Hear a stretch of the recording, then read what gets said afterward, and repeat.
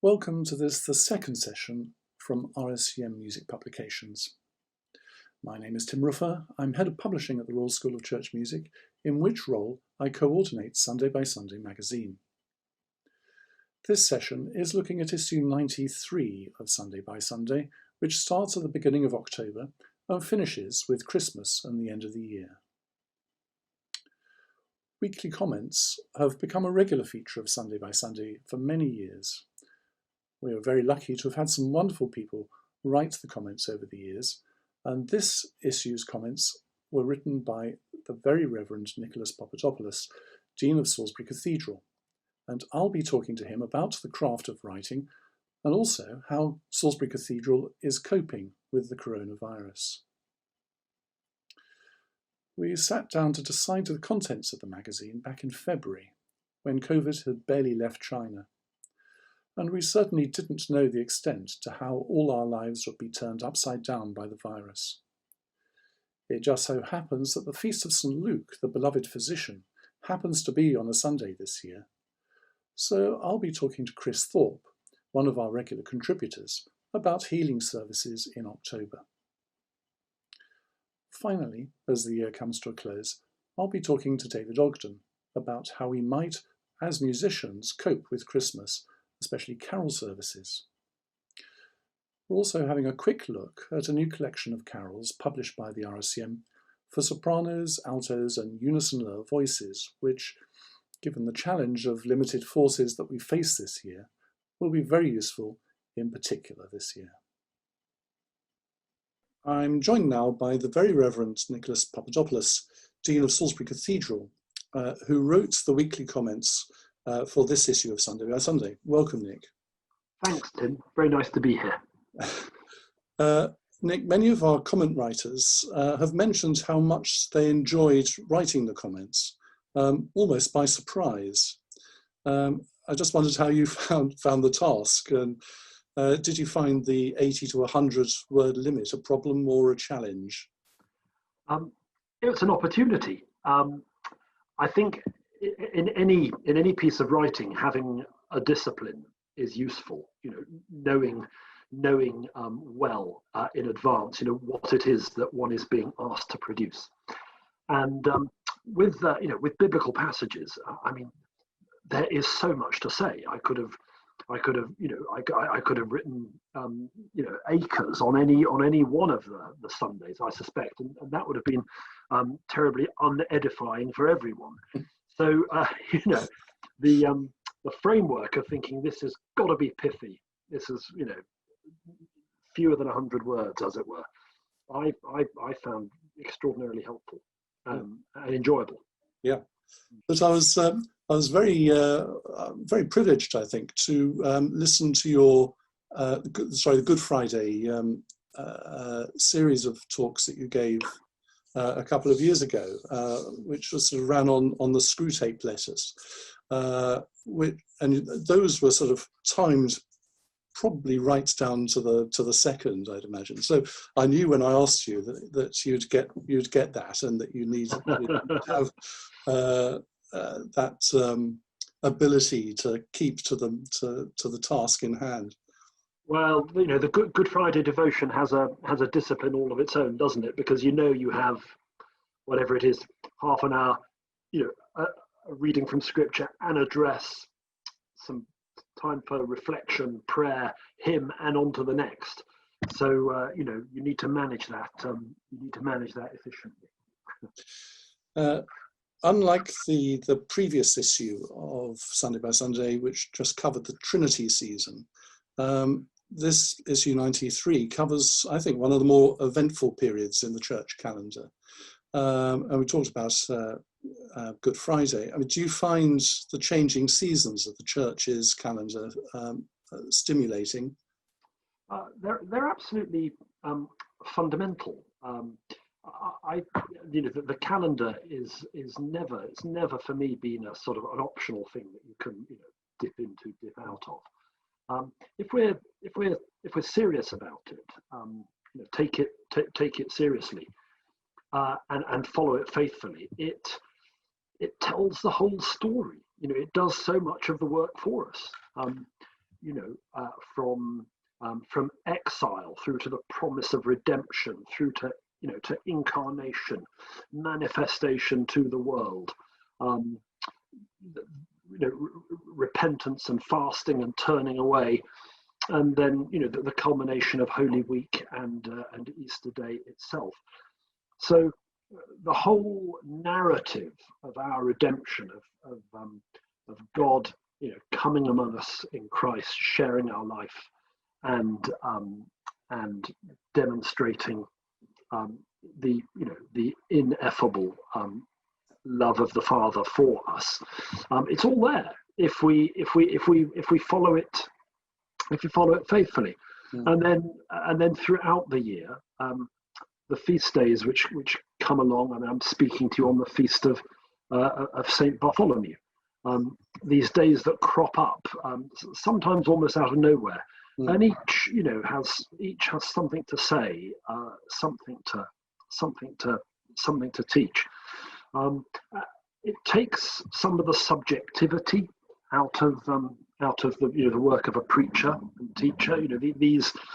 This is what we're given. It's a part of what we work with. It's the cloth that we have to cut, and it's to be used as such.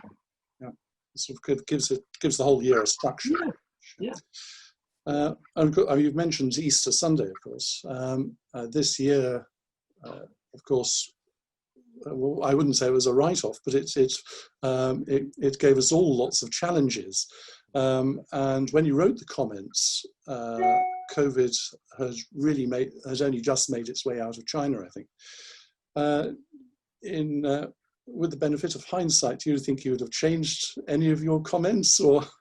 Well, it's a funny thing, but I will always associate these comments with a very singular episode in the pre-COVID world, because I think the deadline for their writing was the end of January or something of this year, and in mid-January I was invited to go to Germany as a guest of the theology faculty of the University of Jena in Eastern Germany. I was invited to go and speak to their annual conference. And I had a flight and then a long train journey, a sort of half-day train journey through Germany. And it was I had my laptop with me, and it was on that journey there and back that I wrote some of these reflections. German trains, very comfortable, plenty of time. But it's a vanished world, isn't it? The mere idea of an aeroplane and a train and being a guest in someone else's country and going out for dinner and all that. It's funny. These reflections, I read them now as gifts from a time before the world changed. Would they have been different? I think that one of the realities that COVID has presented us with is the challenge of actually thinking very hard about our mortality, our own mortality, that of the race in which we belong. Many people have suffered. Many people have lost someone who they love, on a scale that we're not used to in our generation. If we've been fortunate enough not to be ill and not to know somebody who has been ill, then one of the consequences of lockdown was of a stripping away of all sorts of the things that we rely on day to day, week to week, to constitute our life. No going out to work, no going to the pub, no going to the cinema or the theatre, no going shopping just whenever we fancy it. All those things taken away, and a reduction of life to its bare essentials. So, in this season, where we celebrate the saints of God, and we remember the faithful departed. In the season where we contemplate the sublime mystery of God coming among us in a human life. When we've been forced to think very hard about what human life actually is, and where do we derive its value from, when we no longer derive it from the things we buy or the places we go and the things we do. I think that my reflections, would they have been different? Well, no, because the scriptures are the scriptures, and the truth that we read in them is unchanging. But would they have been different? Yes, altogether they would, I think. As we've just said, COVID has been challenging for all sorts of, not just the cathedral, but certainly in Fordingbridge and any other church across the country, and I guess the world. How has Salisbury Cathedral coped with it? It's been a learning curve for us, as it has for all of us, I think, who have any responsibility for public worship. So at the height of lockdown, when the building was closed, my colleagues and I would pray the office morning and evening through Zoom. We'd then pray a midday office via Zoom, and that was available to members of our congregation who wished to join. Every evening at 5 o'clock, one of us would live stream a reflection for the day. We're still continuing to do that.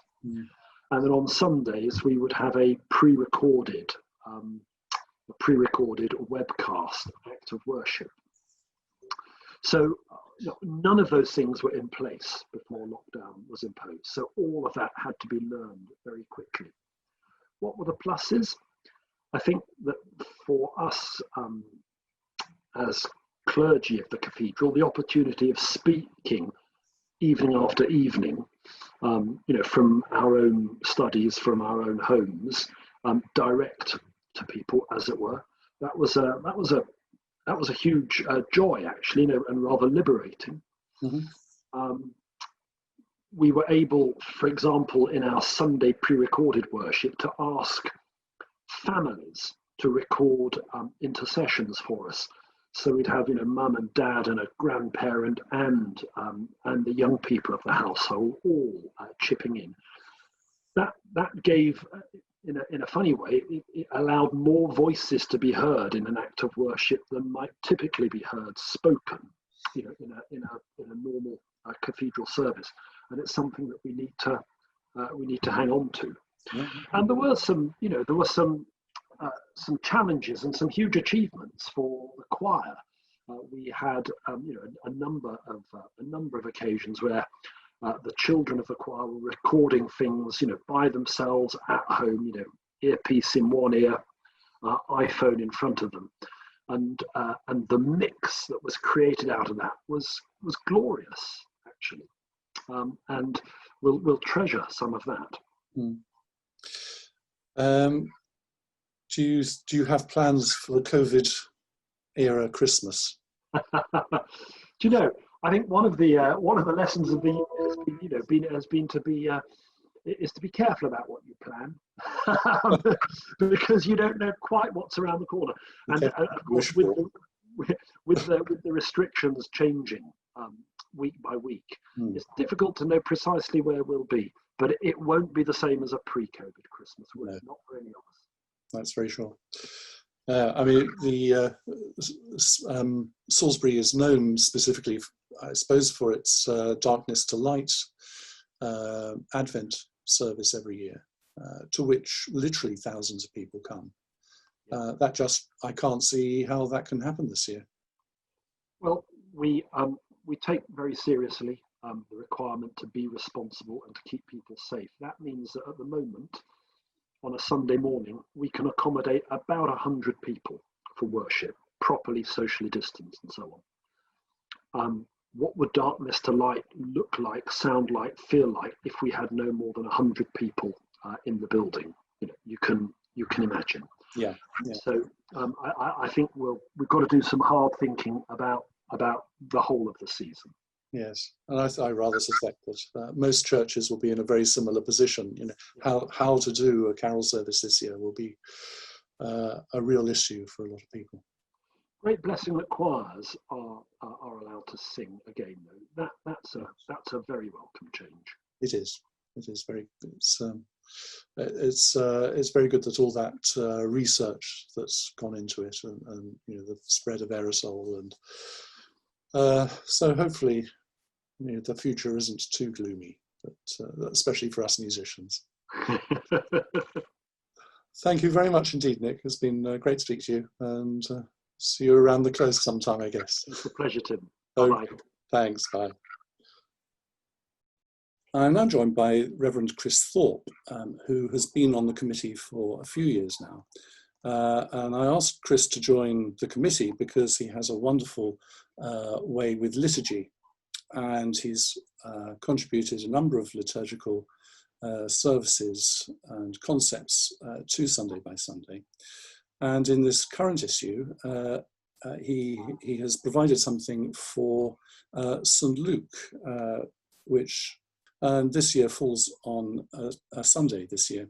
So churches might be thinking about having healing services on the 18th of October.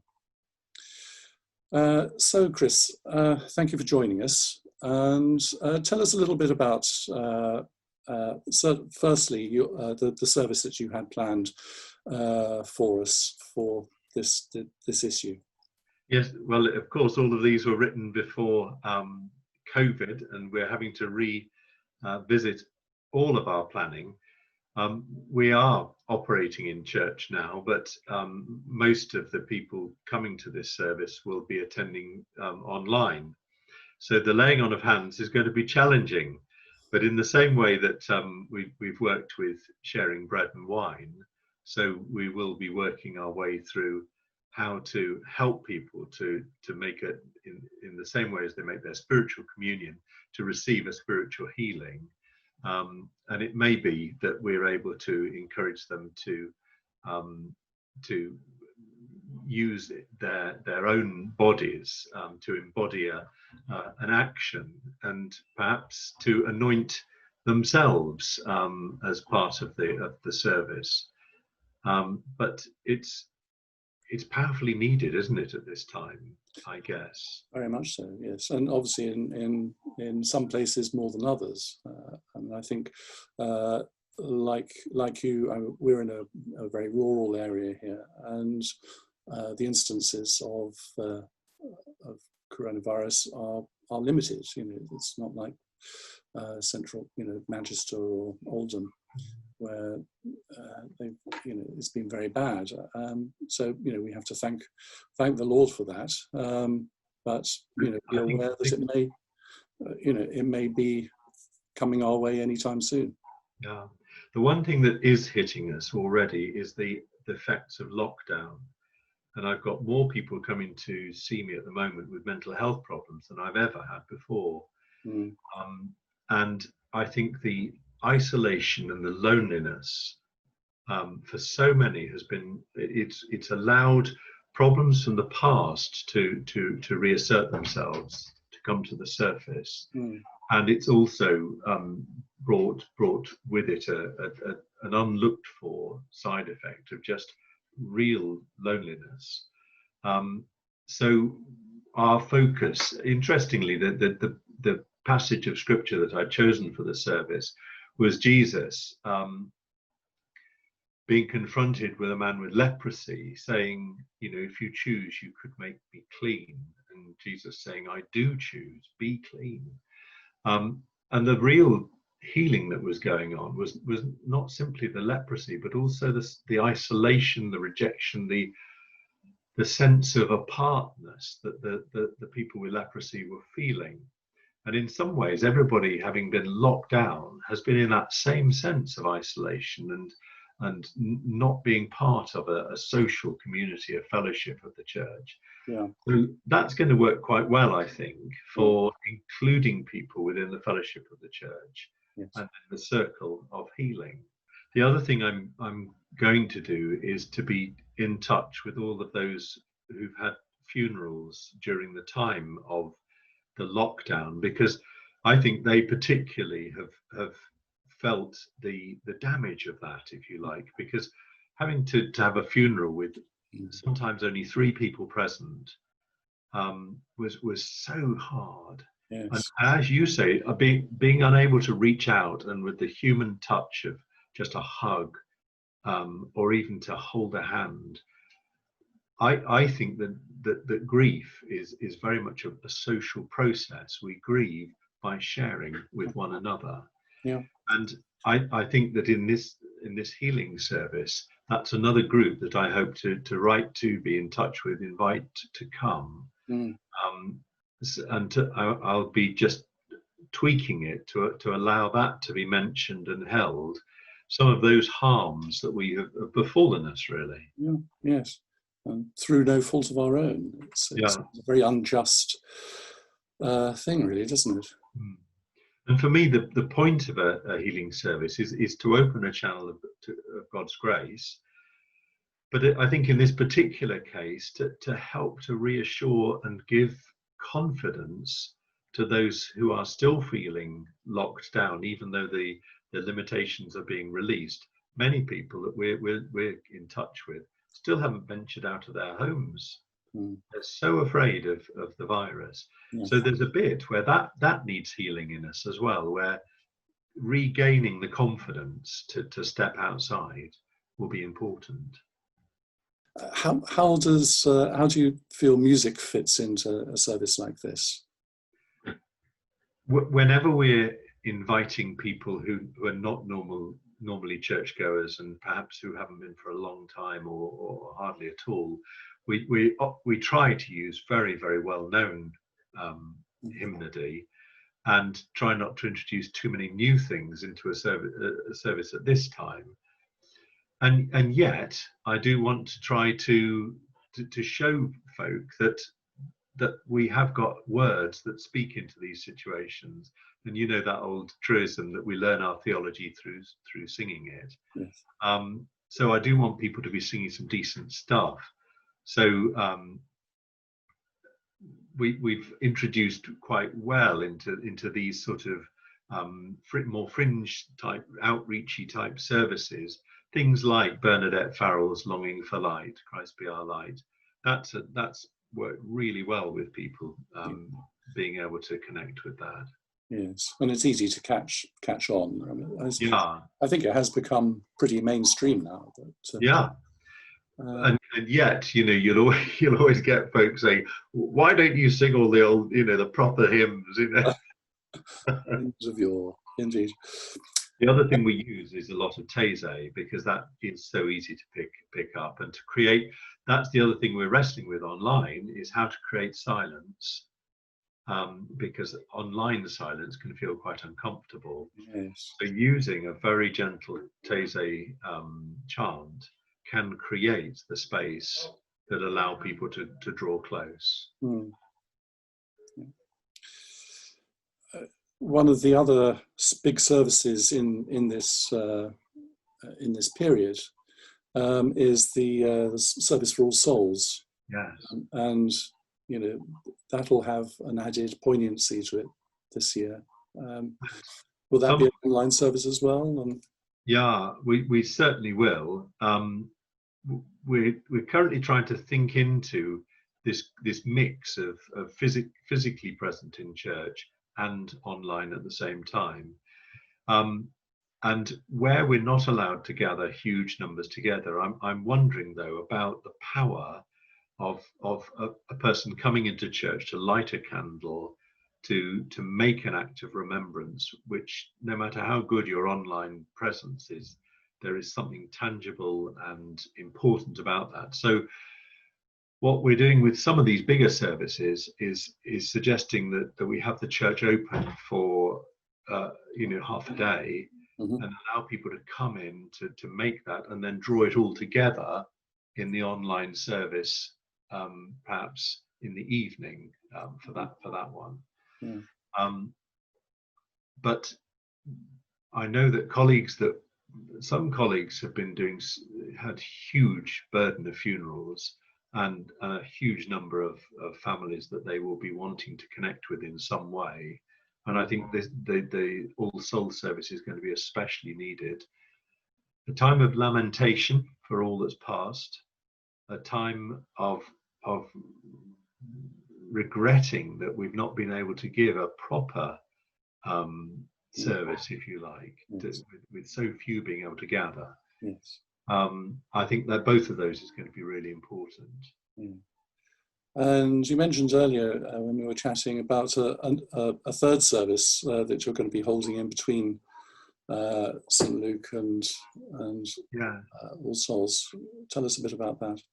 Well, each year we do a service of celebration to celebrate local heroes. We do that in mid-October, just because it was a gap in the calendar we could fit. But this year we've got some real local heroes to celebrate. So that is going to be a very special online service with local presence physically as well. But we're going to plant trees, and we're going to present some of these folks that have worked so hard for their local community shopping, doing prescriptions for people, backing people up in their homes.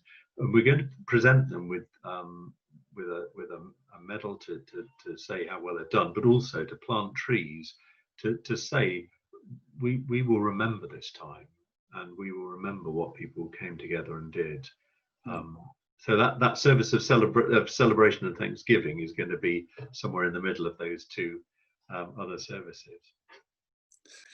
Thank you very much indeed, Chris. Lots of food for thought there.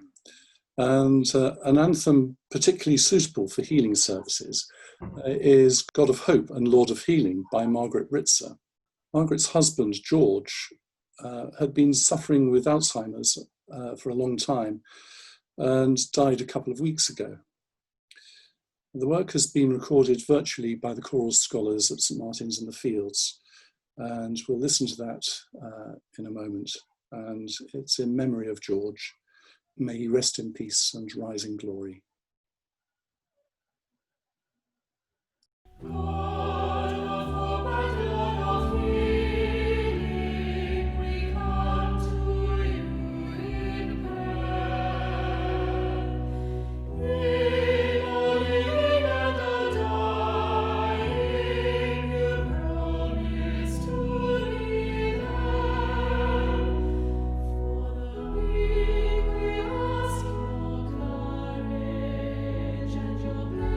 Patience for us.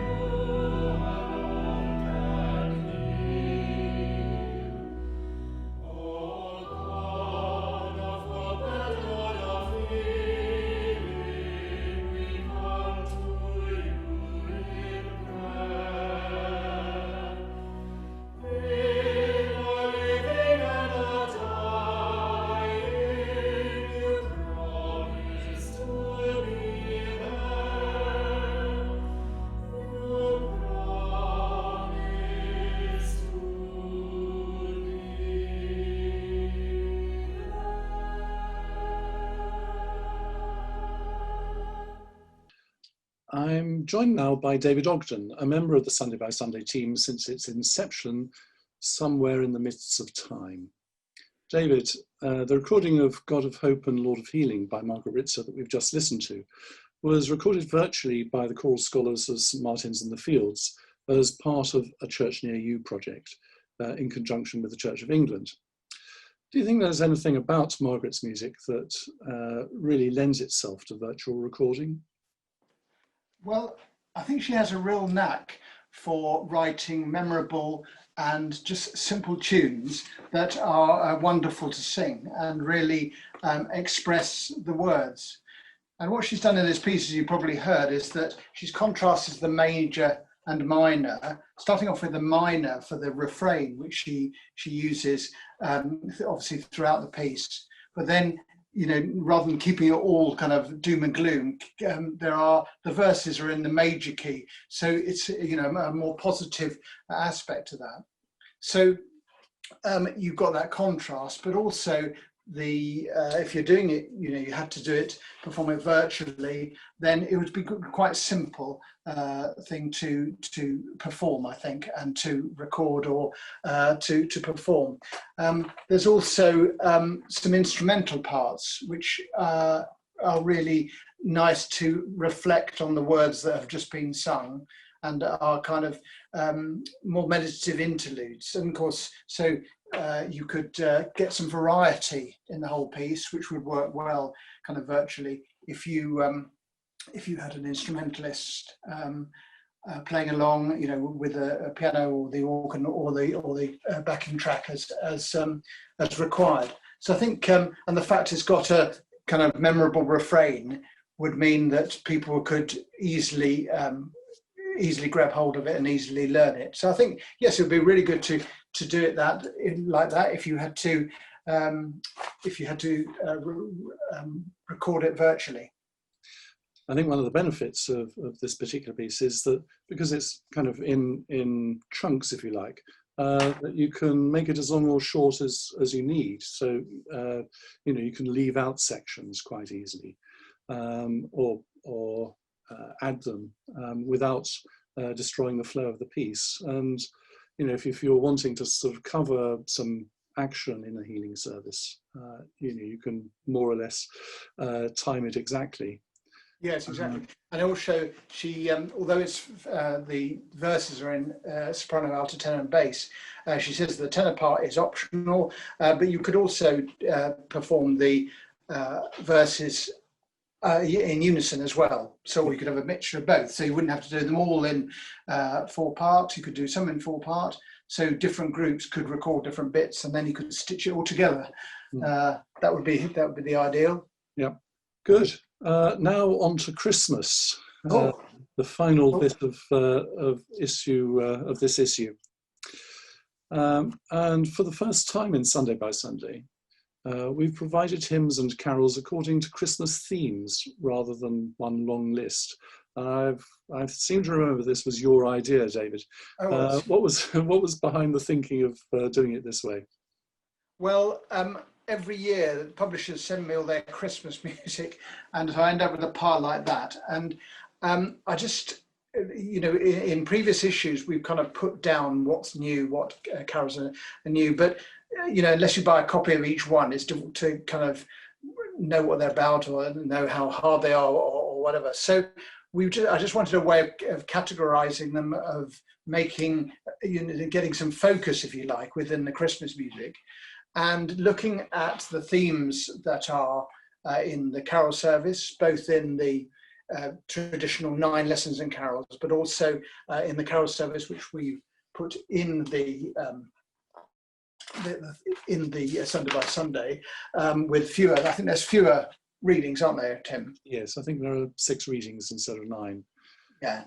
So to just have a focus, and often when you're looking for a carol you know, to come after a reading at a carol service or whatever it might be, you think, well, no, what one's that? What's that about? What's that about? So we just wanted to be a bit more prescriptive and a bit just help people find a bit of focus and reflect the readings within the carols.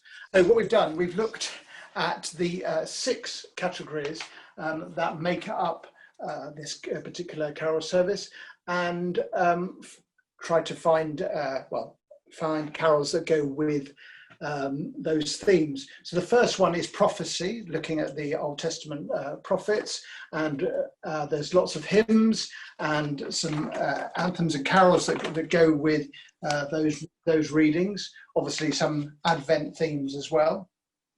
But also then moving on to the Annunciation. I'm sure you can imagine there's lots of carols and anthems about the Annunciation, but maybe giving people an idea of some other carols which maybe put it in context, or maybe have a different slant on it, or represent the words in a more contemporary way. And then the big one, which is several pages, Shepherds and Angels. There's, as you can imagine, we didn't have any problems trying to find carols about shepherds and angels. And then the manger, the focus on the manger, that kind of intimate scene, if you like, and also finding pieces that were suitable for the blessing of the crib, which is part of the, often people have that, celebrate that at midnight mass or on Christmas Day. So a little piece that could be sung by the choir as a response to the blessing of the crib. And then moving on to Epiphany and the Magi, which obviously comes towards the end of a carol service, but also providing resources for Epiphany. And I think, although obviously we haven't got every carol in there, there's some which you might like to explore. And the final one is the Incarnation, the light of the world. Basically carols that respond to the passage from John, which we hear, John 1, which we hear at midnight mass. And there's quite a few hymns and songs and carols which go with that.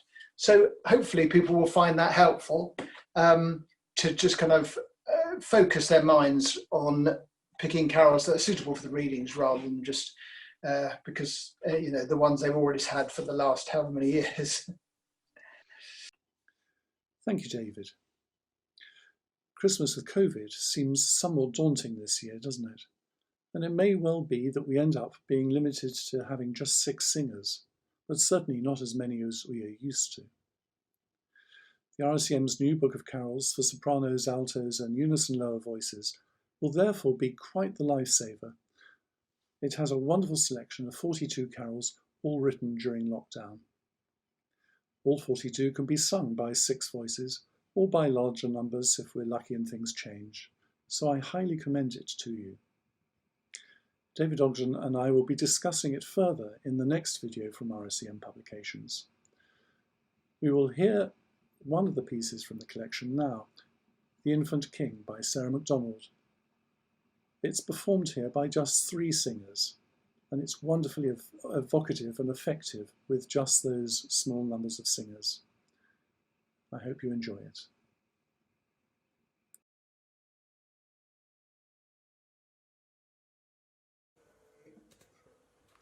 Sing lullaby, lullaby, baby, now reclining, sing lullaby.